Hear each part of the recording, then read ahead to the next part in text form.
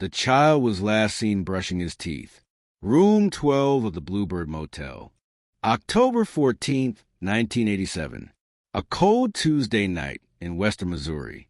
The kind of motel you only stay at when you're tired, when you're lost, or when you're running away from something. The walls were paper thin. The neon sign buzzed like it was barely holding on. And in room 12, a 10-year-old boy named Joshua Harmon stood at the sink, rinsing out his mouth with water that smelled faintly like rust. His mother, Marie, had stepped out to the front office to get some ice. She was gone 4 minutes, maybe 5. Not long enough to be suspicious. Not long enough to call the police. But long enough for a door to unlock and a boy to disappear. When she returned, the door to room 12 was open by an inch. Not wide, just enough. Inside, the bathroom light was still on. Steam clung to the mirror. A used toothbrush lay across the sink. Toothpaste still foaming in the drain. And nothing else. No blood. No broken window. No scream. No struggle. Just absence. Pure, quiet, impossible absence. She called his name. Once. Then again. Then louder. She ran through the room. Checked the bathroom. Looked under bed. Opened the closet. Nothing. She ran to the parking lot, barefoot, sobbing, shouting, "Josh! Josh!" Other guests stepped out of their rooms, confused. Some annoyed. Some curious. No one had seen anything. Room 12 faced a row of dead pine trees and a cracked parking lot. If someone took him, no one saw. And if someone killed him, they didn't leave a trace. The police arrived 22 minutes later. They didn't take it seriously, not at first. Maybe he wandered off. They said, kids get curious. He'll turn up. They searched the grounds with flashlights, checked the vending machines, opened dumpsters, knocked on every room door. Room 7 said they heard nothing. Room 3 said they were watching TV. Room 14 said they didn't even know a kid was staying there. Nothing. No footprints. No witnesses. No tire marks. The motel had no security cameras. No back exits. Just one front door and a handful of rooms that had seen better years. By morning, Marie was inconsolable. They called her hysterical. They said she was overreacting. One officer quietly wondered if she'd harmed the boy herself. But there was no motive. She was a single mother. No history of violence. No alcohol in her system. She had no record. She just had a job, a child, and $47 in her wallet. She'd been driving to her sister's house in Kansas after losing her apartment. They stopped for the night, and her son never woke up the next morning. By day 2, the motel was a crime scene. Room 12 was sealed off. The carpets were peeled up. They sprayed luminol. No blood. They removed the mattress. Nothing underneath. They even checked inside the walls. Nothing. It was like the boy had just vanished. Like the moment she stepped outside the door. Something impossible had happened. Something human eyes were never meant to see. News crews arrived by the weekend. Marie gave one interview, shaking, sleepless, still wearing the same clothes. He was brushing his teeth. That's all. I told him I'd be right back. I didn't even lock the door. I wasn't thinking. I thought I'd be gone for a second, and now I can't find him. Her voice broke. The clip aired across the state, then across the country. But attention fades fast, especially in the 80s, especially for poor mothers, especially when there are no leads. Then came the theories. Some said it was a stranger, a drifter who knew how to move quietly. Others whispered darker things. Room 11 had been rented out that night, but no one ever came to collect the key. The registry showed the name Daniel Sykes, a name that matched no license, no card, no ID.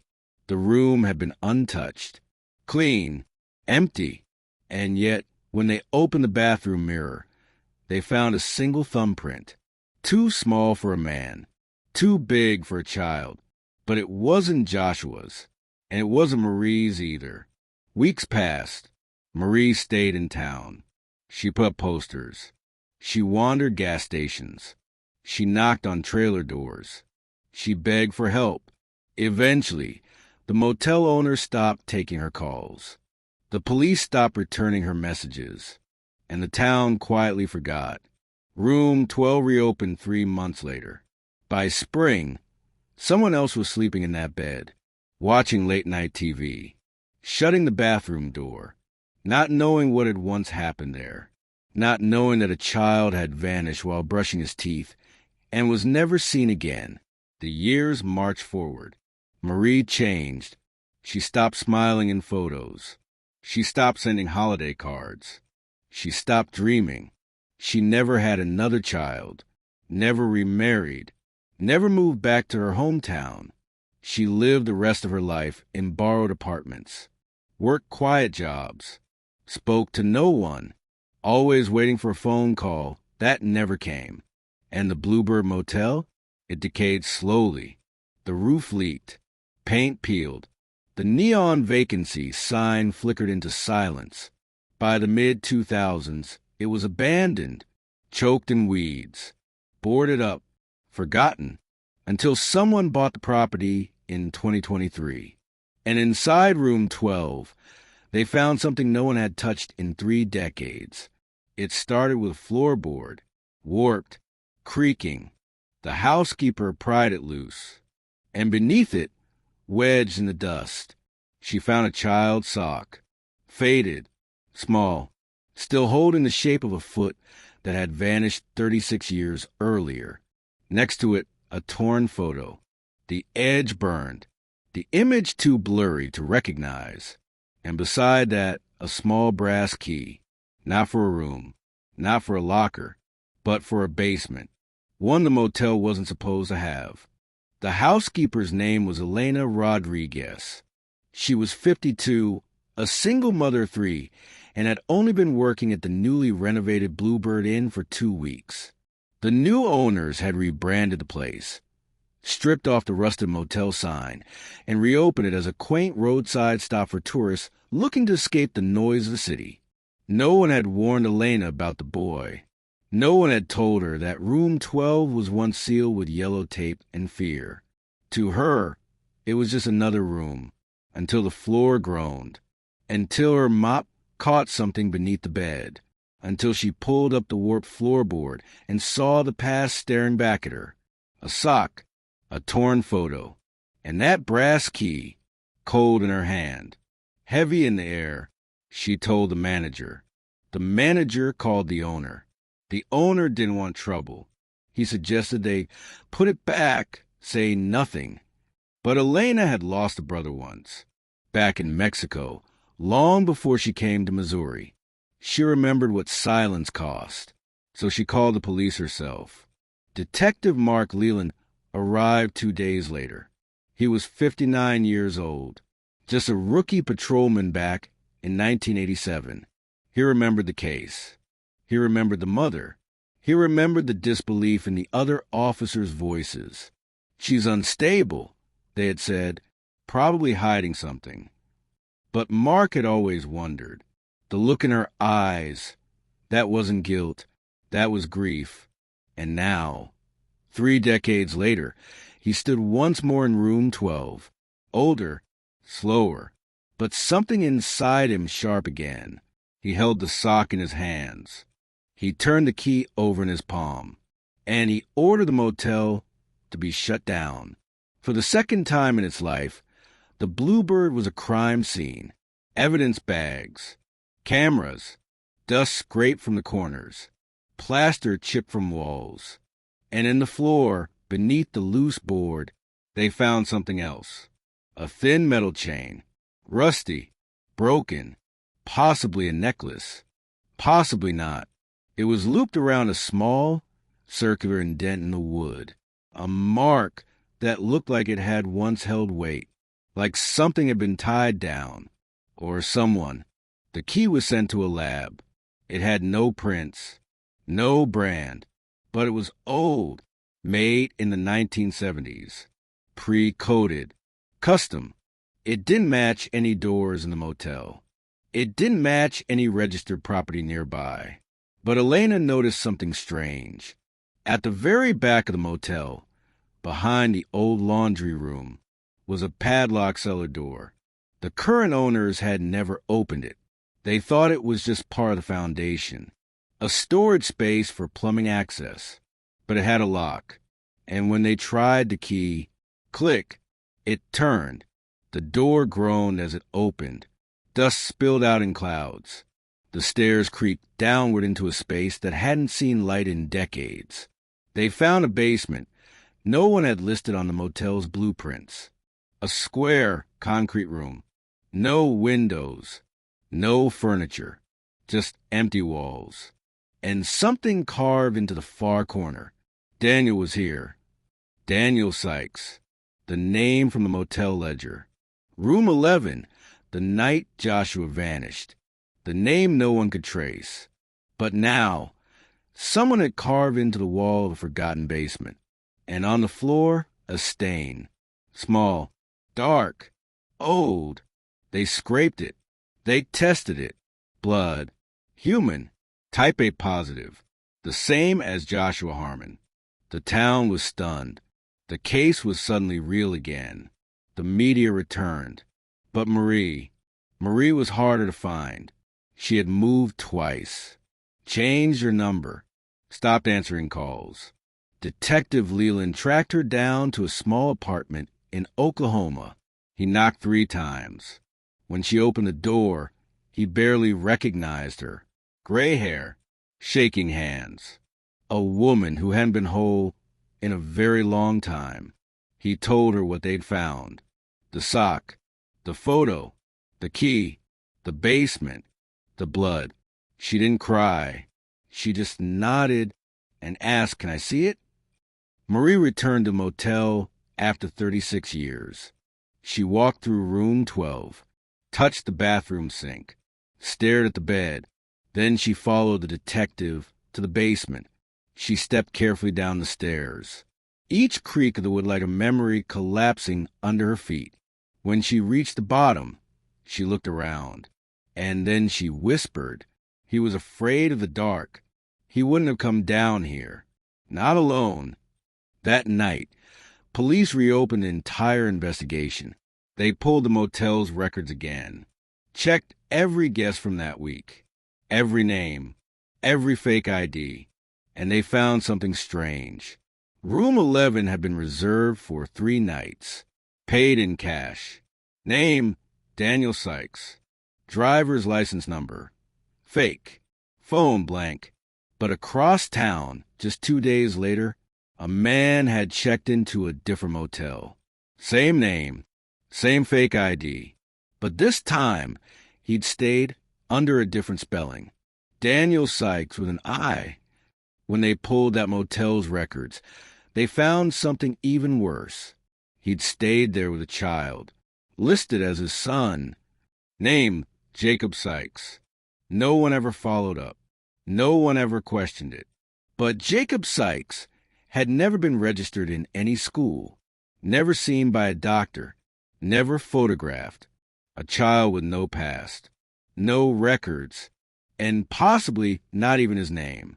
Now they had a lead, not just a basement, not just blood, but a man who had moved in the shadows, a man who had possibly taken Joshua and given him another name. But where was he now? Was the boy alive? Was the man still out there? Detective Leland began digging into every property, every name, every paper trail that could lead them to Daniel Sykes. And one file caught his eye.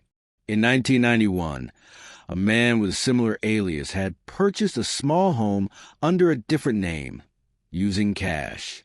The address? Just 14 miles from the original motel. A forgotten farmhouse with a sealed storm door in the backyard. And no one had lived there since 1997. The house sat on the edge of a long-forgotten road. Its mailbox was rusted, leaning sideways like it had tried to walk away. The windows were sealed shut with thick grime. The roof sagged like it had been breathing heavy for years. The address was registered under a man named Carl Noyes. But when Detective Leland ran the purchase records, the signature on the deed didn't match any known ID. It was fake, the same handwriting that had appeared in the Motel ledger back in 1987. Daniel Sykes, or Noyes, or whoever he really was, whoever he had pretended to be. The property had been vacant since 1997. No bills, no power, no water, but something fell off. The grass wasn't wildly overgrown. The path from the porch to the mailbox walked, and the side gate, it wasn't locked. Detective Leland stood at the edge of the backyard with his flashlight. It was dusk, the sun bleeding out behind the trees. The wind smelled like something distant. Old wood, wet paper, dust. Then he saw it. Near the tree line, behind a collapsed shed, a storm cellar door, made of metal, bolted shut, just like the basement in the motel, just like the key that had unlocked secrets. Except this time, no key, just 4 bolts, all rusted. They returned the next morning with a team. Crowbars, gloves, dust masks. It took 20 minutes to pry the bolts free. The door creaked open like a mouth holding a scream. And then stairs. Wooden, narrow, leading down into silence. The team descended slowly. Flashlights sweeping across peeling concrete walls. The basement wasn't empty. It had shelves filled with notebooks, stacks of photographs, hundreds of Polaroids. And in the center of the room, on the wall directly across from the stairs, were words written in permanent marker. Do not look at him too long. They began collecting everything. Every notebook, every photo, every slip of paper. It would take months to catalog it all. But one box sat alone in the far corner, unlabeled, taped shut. Inside, a stack of hand-drawn portraits. Crayon, marker, pencil, all of the same child. Brown hair, green eyes, always looking slightly away from a viewer. And on the back of each drawing, the same message. Jacob, age 10. Detective Leland stared at the pictures, his gut twisted. Jacob was listed in the motel logbook, a child who stayed with Daniel Sykes in 1987. But no such child had ever been found in records. Was it Joshua? Was it the missing boy, renamed, redrawn, rewritten into someone else? And if so, who had drawn these? The child or the man who took him? Marie was brought in again. She stood in front of the box, picked up each drawing one by one. At the third one, she sat down. Her hands trembled. His ears. That's how I used to draw him. Joshua had ears that stuck out just a little. I used to say they helped him hear better. He'd laugh and say they made him look like a monkey. She pressed the drawing to her chest, and for the first time in decades, she cried. The investigation deepened. FBI joined the case. They traced the materials in the basement, the camera film, the tape, the notebooks. Most were bought from local hardware stores between 1988 and 1996. And a name came up again. Carl Noyes. The fake identity had been used at 2 different post offices to receive mail. One of the P.O. boxes had been closed in 1998, but the other, still active and still getting mail. A sting operation was set. Agents watched the box from an unmarked van. Weeks passed. Nothing. Then one morning, 6:43 a.m., a man appeared. Gray hoodie, slow walk, face hidden. He approached the box, opened it, retrieved 2 envelopes, and turned to walk away. That's when the agents moved. They shouted. He ran. But he was old, slow, Stiff. They caught him in less than 20 seconds.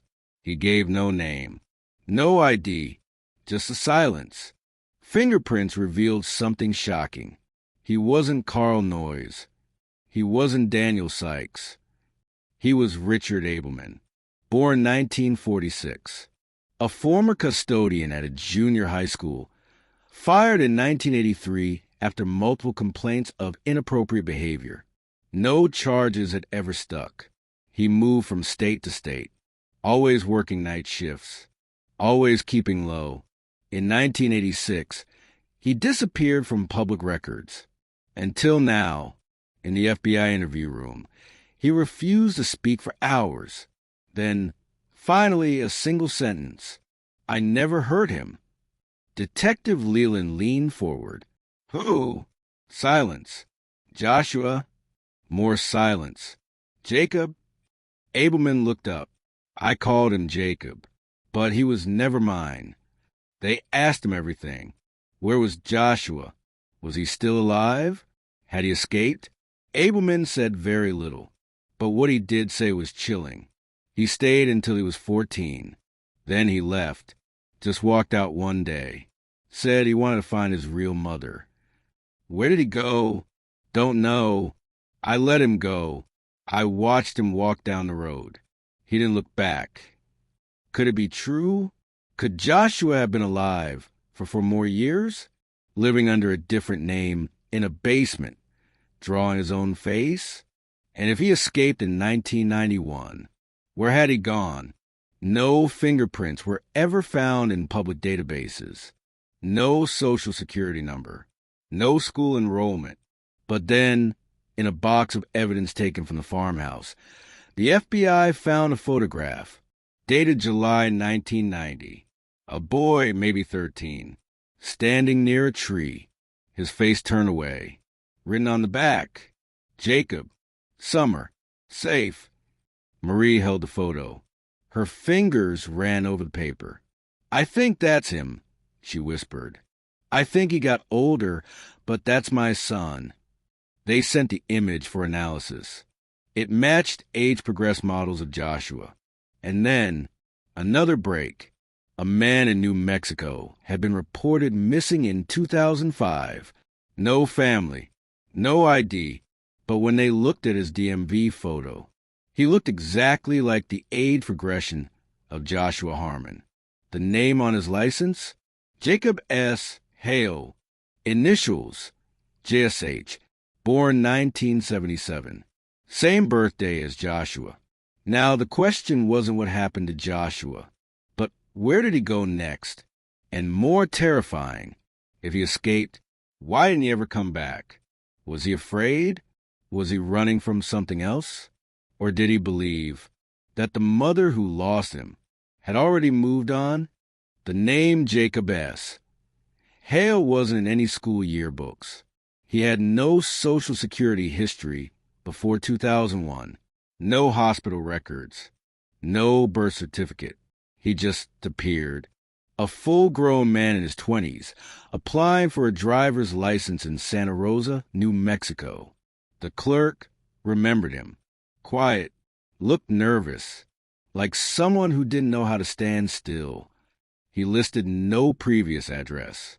He said he was homeschooled, gave a P.O. box as a mailing address, and when asked for a birth certificate, he said, I lost it. I don't talk to my family anymore. The photo on that license looked like Joshua Harmon. Older, thinner, but the same jawline, same eyes, same haunted stillness behind the stare. Detective Leland and the FBI tracked that P.O. box. It had been closed in 2006, a year after Jacob Hale vanished from records.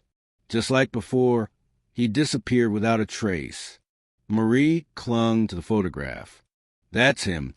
I don't care what the name is. That's my son. He was alive. He escaped. But escaped from what? That was the question that still lingered. Because if Jacob Hale was Joshua, then his silence spoke volumes. He hadn't called, hadn't written, hadn't come home.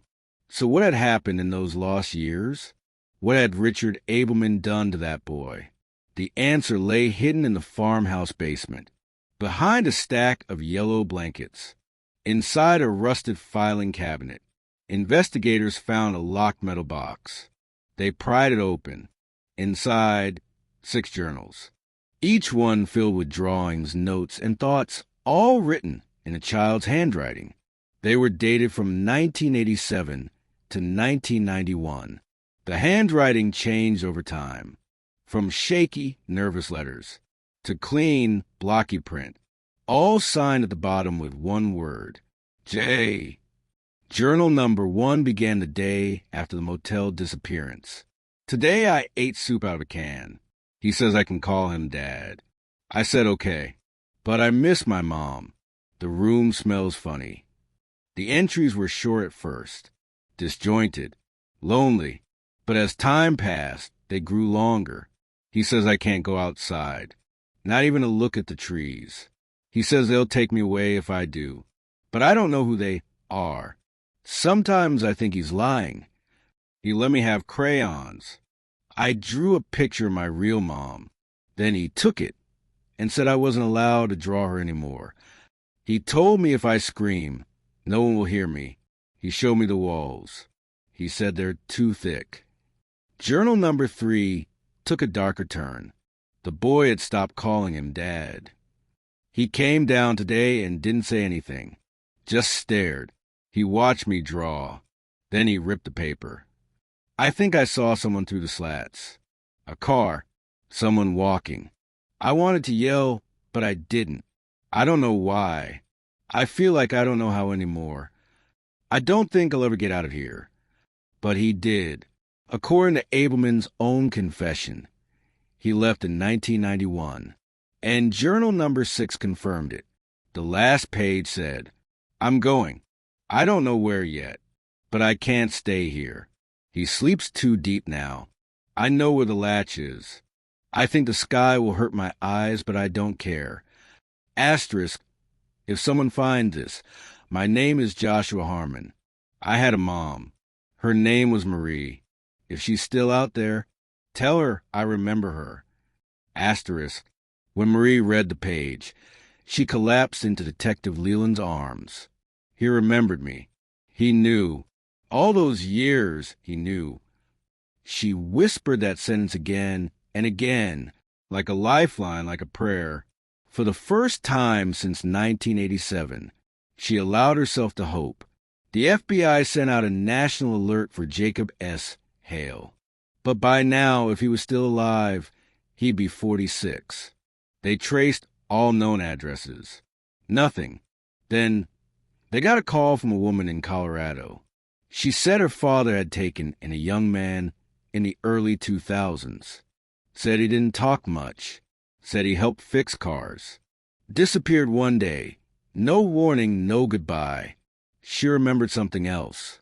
He would draw sometimes. Always in black ink. Always the same face. A woman's face. Slightly smiling. Hair pulled back. She didn't think much of it until she saw the composite sketch on the news. That's the face he used to draw, she said. That's the woman. His mom, right? The agents rushed to the address. The house was long abandoned. Inside, they found a single scrap of paper tacked to the wall of the garage. It was brittle, water-stained, but it showed a sketch. A young boy holding a balloon. At the bottom, in shaky handwriting, one day I'll stop running. Back in Missouri, the Bluebird Motel was set to be demolished. The new owners wanted no part of it now. The basement had been filled, the floor sealed, but Marie returned one final time. She stood in room 12, the same room she last saw her son. She placed one of the journal pages on the bed, lit a candle, and whispered, I hope you see this. I never stopped looking, and I never stopped loving you. Detective Leland retired shortly after, but before he left, he mailed one final letter, addressed to Jacob S. Hale, general delivery, no return address. Inside, a copy of the journal entry, A photo of Marie smiling in 1985. And a note, if you're still out there, she forgives you, and she's still waiting. Months passed. No reply. Then a package arrived. No name. No return address. Just postmarked from Taos, New Mexico. Inside, a drawing. Marie, holding the hand of a small boy, walking into the sunset. And at the bottom, 3 words in faint pencil. I never forgot. The package from Taos changed everything. Marie wept when she saw the drawing. It was simple, pencil on paper, the lines faint and a little shaky. But it was her. He'd drawn her exactly as she looked in that 1985 photo. Same smile, same soft eyes, same arms outstretched toward the boy, Joshua, no doubt, as they walked away into what looked like a warm orange sky. And the 3 words written below, I never forgot. It was him. Her son had been alive. He'd seen her face every time he closed his eyes. And though he never showed himself, he had spoken through graphite, paper, and silence. The FBI tried tracking the package. The Taos postmark was real, but the return address? A vacant field. No fingerprints. No DNA on the envelope. Just a drawing. It was a message, not an invitation. A goodbye. Or perhaps a quiet closure. But Detective Leland didn't feel closure. Not yet. He had spent nearly 40 years haunted by one missing child. And now that he had found some form of answer, something else gnawed at him. The motel, room 12, the forgotten cellar. The false name, Daniel Sykes. The story felt unfinished. He pulled up the original incident report from October 1987. The officer's notes were brief. Mother claimed child was brushing teeth. Stepped out for ice. Returned 4 minutes later. Room open. Child missing. No signs of forced entry or struggle. The motel registry from that night showed 3 walk-ins. One was Richard Abelman under the alias Daniel Sykes. One was a trucker from Nebraska. And the third was never questioned. Room 4. A man named Harold Kessler. Paid in cash. Stayed only one night. Checked out at 4:47 a.m. No reason was ever given. Leland searched the name. Nothing current. But when he dug into local records, Harold Kessler had filed a police report in 2002. It was an odd one. He claimed he saw something in 1987 that had always kept him up at night. But the officer who took the statement didn't follow up. There was a note at the bottom of the report. Subject appears mentally unstable. Vague recollection. No action taken. But now, Leland wondered. He found the address listed in the 2002 report. Kessler was living in a nursing home just outside of Springfield. He went that very day. Kessler was 84 now. Brittle. Quiet. But lucid. When Leland showed him the old photo of Joshua, the man closed his eyes. I remember the boy, he whispered. He was crying. Leland leaned forward. You saw him? Yes, in the parking lot. I'd gone out to smoke. It was late, 2 a.m., maybe 3. I saw a man, middle-aged, beard, wearing a green jacket, carrying a child. The boy had no shoes on. He looked back at me, just for a second. Did you say anything? I didn't know what I was seeing. Thought maybe it was his son. Then I saw the boy try to pull away. But the man just tightened his grip and kept walking toward the back fence. Why didn't you call the police? I went to front office, but there was no one there. I froze. I was a coward. Leland sat in stunned silence. For 36 years, that moment had stayed buried. A child in the dark, carried like luggage, silently begging with his eyes. And no one did anything. That new detail, the green jacket, triggered something in the FBI's evidence room. Inside the box retrieved from Abelman's farmhouse was an old photograph, undated, black and white. It showed a man standing near a well. He wore a green field jacket, army surplus, his face half-shaded, but behind him, just barely visible, was a second child.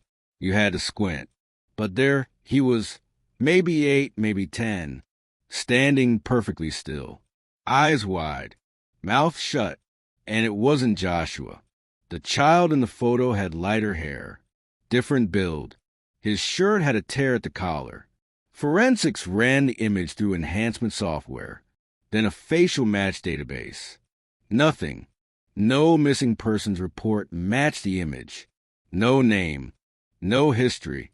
Just a forgotten face caught on camera, standing behind the man who had taken Joshua. Detective Leland's gut twisted.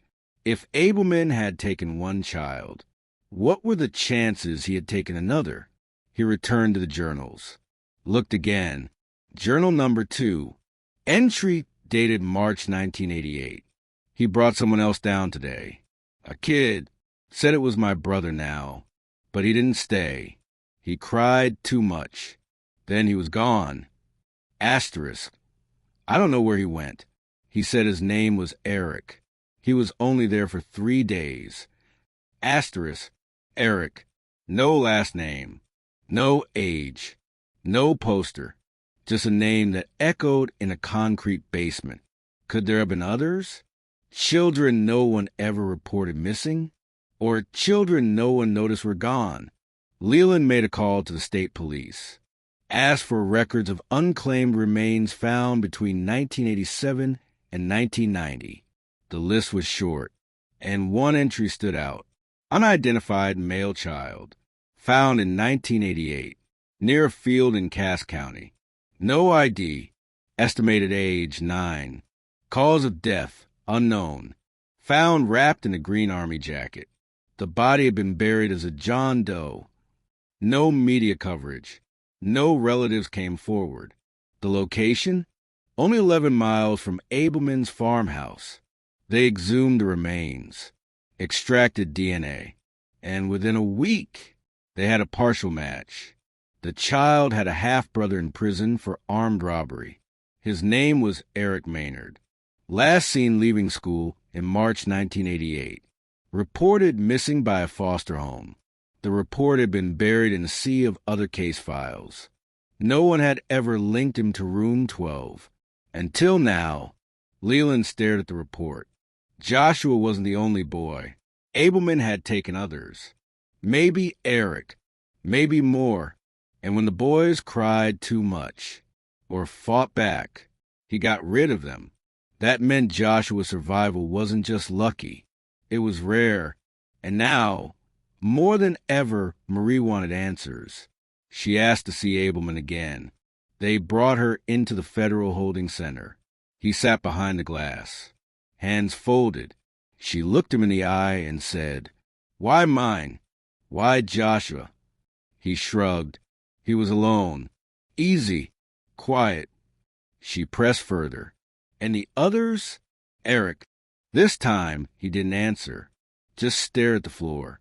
Then finally, he said, "They didn't last. But yours?" He was different. He wanted to live. Marie left in tears. But something had shifted in her. Her son had endured hell. He had survived. And he had escaped. But somewhere deep down she knew he might never come home. And if he did, he wouldn't be the boy brushing his teeth in Room 12. He'd be someone else now. Someone with eyes that had seen the dark and learned to live in it. It had been 6 weeks since the last message. The drawing from Taos. The image of Marie and a small boy walking into the sunset. The words, "I never forgot." She kept it in a plastic sleeve, framed beside her bed. Not a goodbye, but not a reunion either. Detective Leland had quietly closed the case, not because it was over, but because there were no more leads. Abelman had refused to speak further. The farmhouse was searched top to bottom. No bodies, no bones, No more names. Room 12 at the Bluebird Motel had finally been bulldozed. The land sold to a developer. A parking lot was scheduled to be built there. But just before the ground was poured, something was found. It started with a backhoe. The operator hit something solid beneath the old laundry room. He stopped the machine, climbed down, and scraped at the dirt with his boot. It wasn't concrete. It was wood, a rotted wooden hatch, sunken into the earth, covered in decades of soil and silence. Police were called. Detective Leland came out of retirement just to witness it. They pried it open. Inside, a second chamber.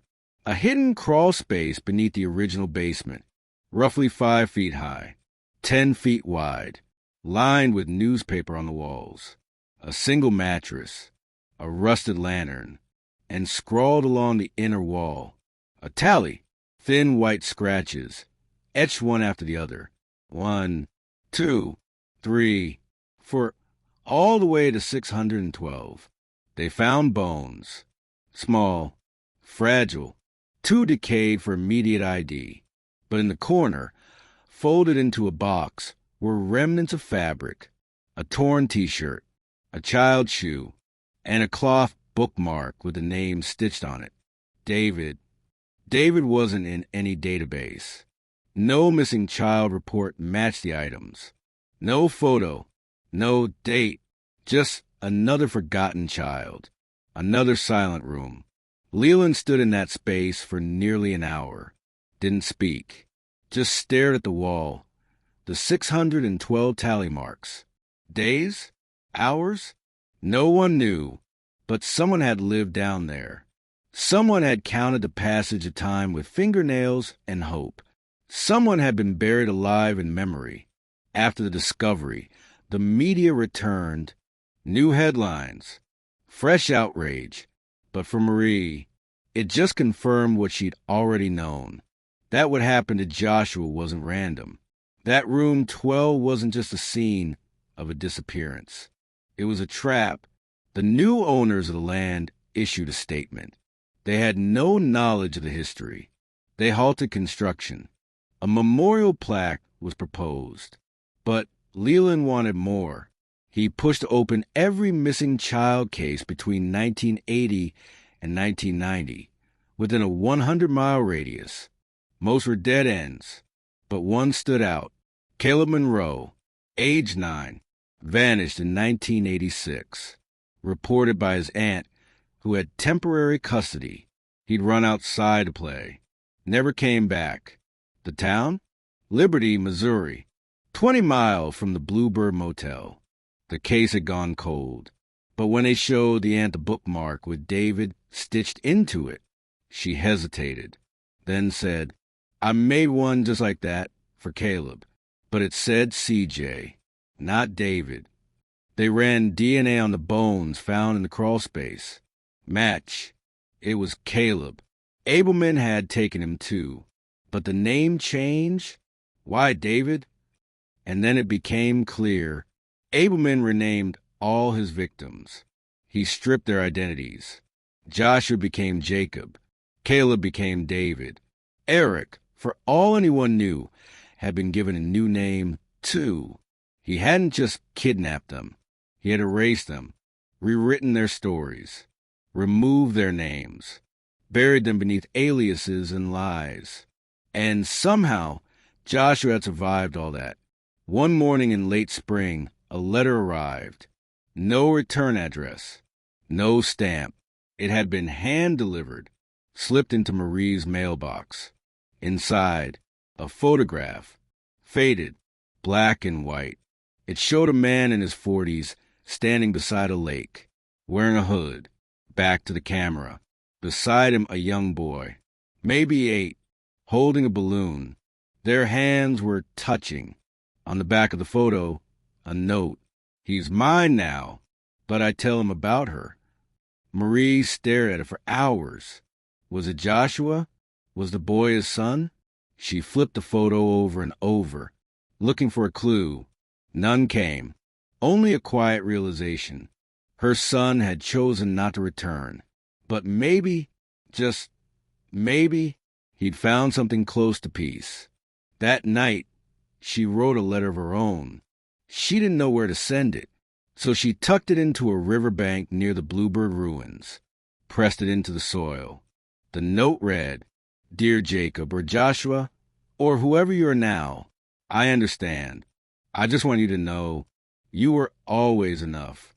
And wherever you are, I hope you forgive the world that took you." She placed a candle beside it, lit it, and walked away.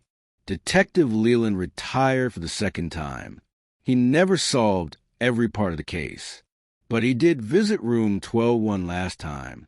Before the concrete was poured, he stepped into the open earth, closed his eyes, and whispered, "I'm sorry, kid."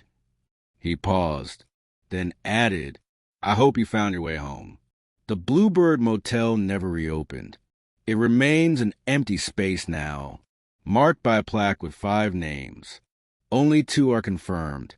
3 are listed as unknown child.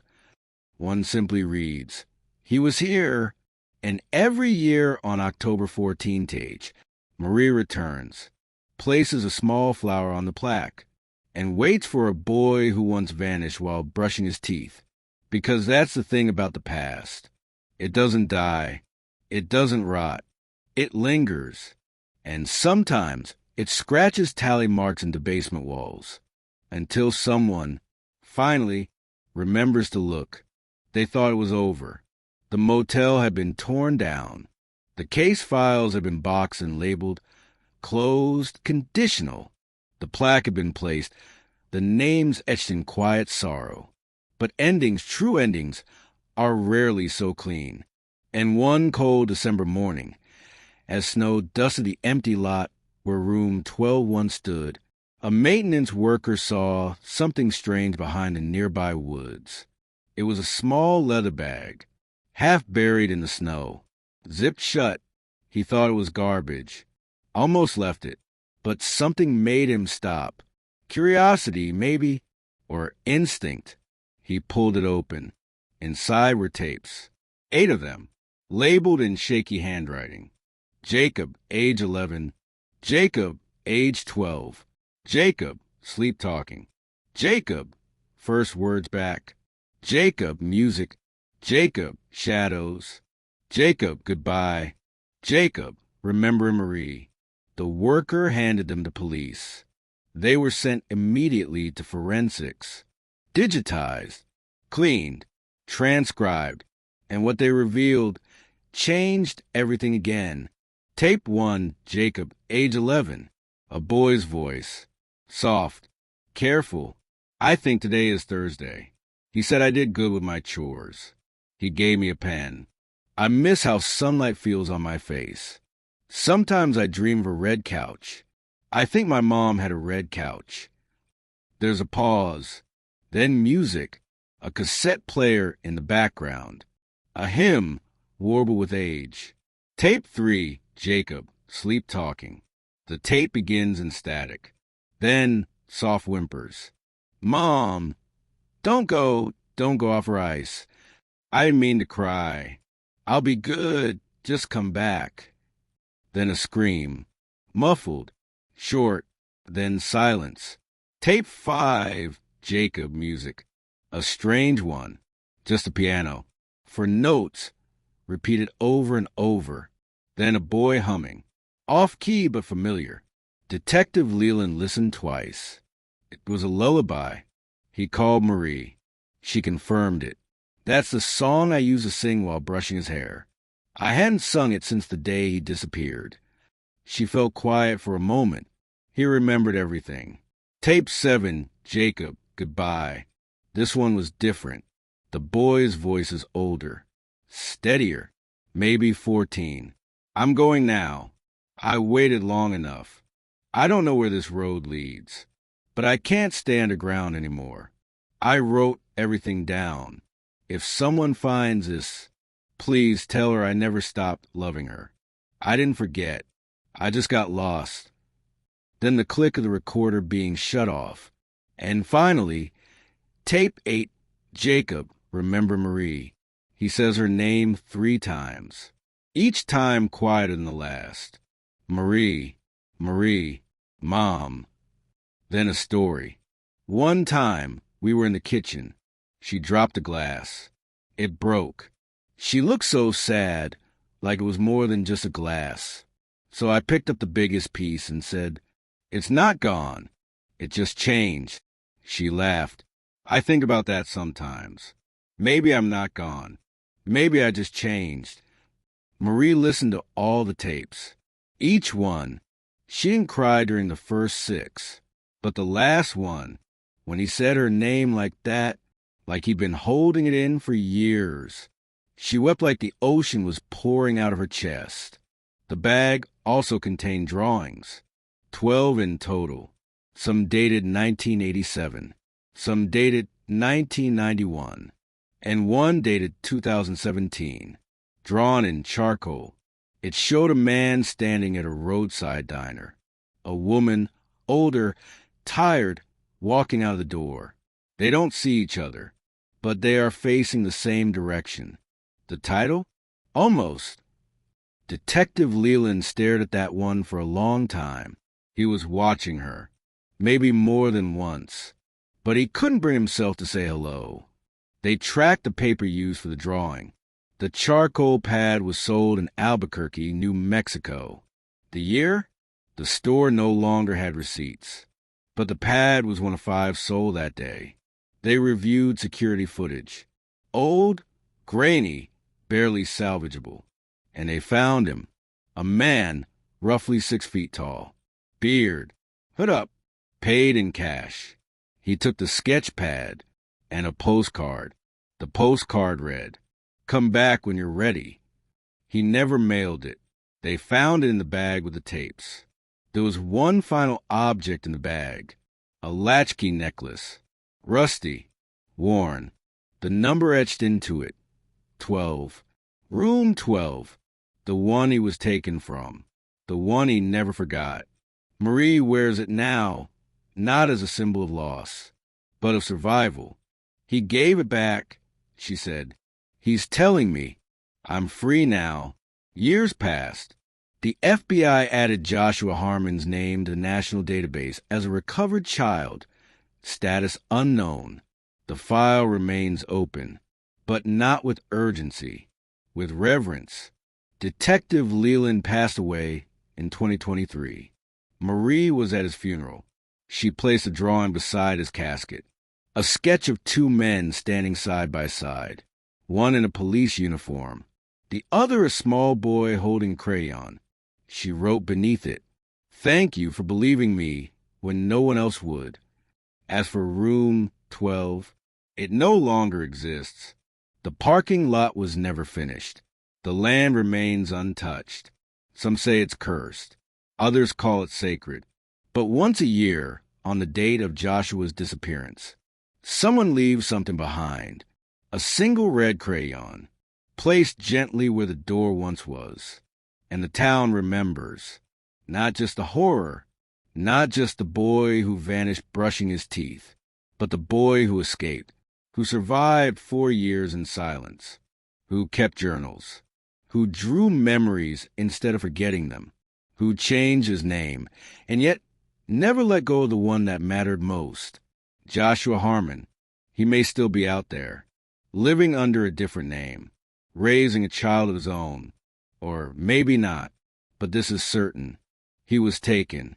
He was erased. And still, he found a way to speak. Through tape, through pencil, through echoes of a mother's lullaby sung in the dark. Because some stories never die. They just wait, buried under motels, inside crawl spaces, inside memory. And when the world forgets, they speak again. Years passed. And the town slowly went back to sleep. The Bluebird Motel was gone. The house where Abelman had kept children in silence had been sold, torn down and rebuilt as a rental cottage. Marie lived quietly in the same house she had owned since the 80s. The pictures of Joshua still lined the mantel, the fridge, the bedside table. But she no longer cried every night. She had come to understand something that few ever do. That grief doesn't always leave. Sometimes it simply grows quiet beside you. It learns to sit still, to breathe when you can't. She kept the necklace, the one left in the leather bag. It had belonged to him, to room 12. To the final hour, he was her little boy. She wore it when she made tea, when she folded laundry, when she went to bed, as though somehow he might feel it, wherever he was. Then, in the fall of 2024, something changed. A letter arrived, typed, plain, no return address. Inside was a single sheet of paper. The motel wasn't the first. It wasn't even the last. Look up the Homestead Inn. New Hampshire, 1983. Asked for room 9. There was no signature. Just that, and a symbol at the bottom, drawn in black ink. A triangle with a line through it. Marie didn't recognize it, but Detective O'Hara, who had taken over after Leland's death, did. She called it Abelman's mark. It had been found etched into one of the walls beneath the farmhouse, in the hidden chamber where Caleb had died. The Homestead Inn, New Hampshire. O'Hara made some calls. She got an old copy of the guest registry from the owner's daughter, who still lived in the area and had kept the documents in a box labeled tax stuff. There, scribbled between 2 other names, was one that stood out. D. Sykes, room 9, paid in cash. A sickening chill ran through O'Hara's spine. It was him. Abelman had been there, for years before he took Joshua. She flew out the next day. The Homestead Inn still stood, older now, refurbished. Room 9 had been turned into a storage closet, but behind the coats, the cleaning supplies, the dusty shelves, the wall felt wrong. She knocked. Hollow. They brought in ground-penetrating radar. What they found was a sealed room, 4 feet wide, 5 feet deep. It took hours to cut into it. And inside was a child's bed, and more scratch marks. Faint, but there. Another tally. This time, 219. And a phrase etched in the corner with what looked like a paperclip. He called me Sam. But I was Lily. Lily, not in any missing persons database. Not in school records. Not reported. But a girl, taken and erased, just like the others. Her body was never found. But her name finally survived. Marie read the report in silence, then said, "He didn't just steal children. He buried their names." And they still found a way to speak. Detective O'Hara started reopening cold cases from the early 80s. And the more she dug, the more she found. At least 3 other motels across different states. Always the same. Paid in cash. Fake names. A single room. And always children missing nearby. Abelman wasn't a one-time monster. He was a pattern. A ghost that moved through roadside towns and truck stops. Always at night. Always with a soft knock on the door and a voice that told little boys and girls, "It's okay. I'm your new dad now." It became clear. Joshua hadn't just escaped a man. He'd escaped a network of silence, a system that had failed dozens, and the fact that he had left behind tapes, drawings, names, meant he had always known. Someone had to tell the truth, even if he couldn't say it out loud. Then, in the winter of 2024, Marie received something strange. A voicemail, left on her landline. The number was private. She played it once. Then again. The voice was soft, uncertain, but hers. "Hi. I know this might be strange. My name's Jonah. I live in Oregon. I think I might be your grandson." She froze. Her hand shook as she played it again. "My dad, he was quiet. Didn't talk much about the past. He drew a lot. Said his name used to be Jacob. but it wasn't the real one. I found some things after he passed last month. Drawings, journals, and a picture of you with a heart drawn over your face. Marie didn't speak for nearly an hour. Then she called the number back. He answered on the second ring. His voice was young, gentle. He told her everything he knew. His father had raised him alone in a small house near Bend, Oregon. No friends, no visits, no family talk. But he was kind. He hummed lullabies. He told stories about a warm woman who smelled like cinnamon and rain. He'd never given her name until the day he died, when Jonah found the drawing. Marie and Joshua, holding hands, walking into the sunset. The same drawing from the Taos letter. They met 2 weeks later. Jonah flew to Missouri. He stood on Marie's porch, tall, brown-haired, green eyes, just like his father. She opened the door, looked at him for a long moment, then stepped forward and held him like a mother who had waited a lifetime, because, in a way, she had, and he let her. They sat for hours. He told her what Joshua had been like, quiet, protective, afraid of loud noises, terrified of basements, but gentle. He said Joshua taught him how to draw, how to sharpen pencils with a knife, how to remember people by the shape of their eyes. He never said much about where he came from, but I think he was just trying to protect me from it. Marie placed her hand on his. He didn't just protect you, she said. He gave you what was taken from him, a chance to grow up, loved. Together, they returned to the motel site. Jonah left a new drawing at the base of the memorial. It showed a boy walking into the woods, holding a balloon. Behind him, a shadow, not chasing, just watching.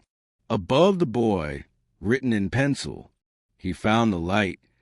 And when Marie asked what the shadow meant, Jonah said, that was the part of him that never stopped hiding. But he didn't run from it. He just kept walking. There's a photograph of Marie's living room now, framed in soft gold. It shows 3 generations. Marie, seated at the center, her hand resting gently on Jonah's. And beside him, his own son, just 5 years old. The boy holds a red balloon. It floats above them like a silent echo. This picture didn't exist in 1987. It couldn't. That future had been stolen. But sometimes, even stolen things find their way home, through different hands, in different forms. Jonah visits her every summer now. He brings his son, tells him stories about the kind man who taught him to draw, the man who hummed lullabies but never sang them, the man who flinched at thunder, who slept with the closet light on, who loved silently but endlessly. Your grandpa was brave, Jonah tells his son. He didn't win every battle, but he survived the war. Marie keeps a notebook now. She writes in it every morning. Sometimes memories, sometimes prayers, sometimes just a single sentence. One entry reads, "He lived. That's the miracle." Another says, "I thought I'd lost him forever." But grief can't find what love already holds. The motel site has become a quiet park. No signs, no tour buses, just a simple bench under a single tree. On it, etched into the wood, room 12 was not the end. And at the base of the tree, visitors leave small things. Crayons, sketches, little slips of paper with names. Sometimes of missing children, sometimes of people who survived something, and simply want to be remembered. One slip of paper showed up in the summer of 2025. Unfolded, it said, "My name is Anna. I got away too. I found this channel by accident. Thank you for telling his story. It helped me find the courage to tell mine." Underneath, a phone number, a state, Vermont. The world had heard Joshua's voice, and others began to speak 2. Uncommon Stories posted the video in March. Over 6 million views within a month. Thousands of comments. Some left hearts. Some left their own childhood memories. Others shared names of people they'd lost and never found. But one comment stayed at the top, pinned by the channel itself. It read, "To Joshua, you were not erased. You were remembered. You mattered. And because you survived, others will, too." Detective Leland's old desk was turned into a small memorial at the police department. His chair, left exactly as he kept it, on the bulletin board behind it, they pinned one photo, a Polaroid, taken in 1986. A boy with wild hair and a crooked smile brushing his teeth mid-laugh. The caption reads, "Joshua Harmon, disappeared but never forgotten." In 2026, Marie was invited to speak at a conference on child recovery advocacy.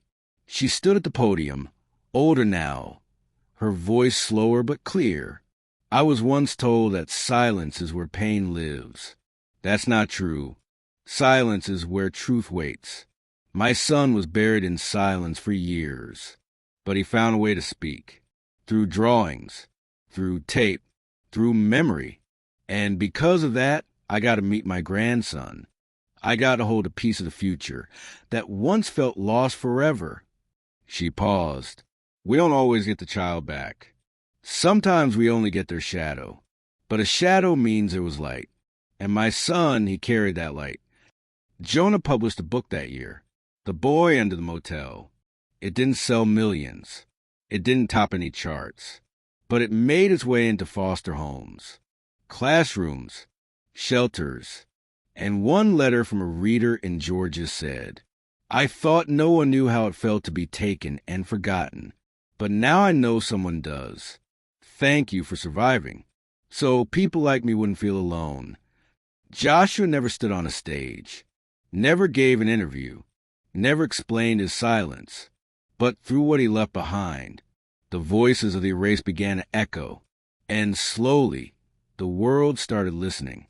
Room 12 is long gone, but its story is not, because every story like this starts in the dark, with a knock, with a lie, with a hand that steals the light.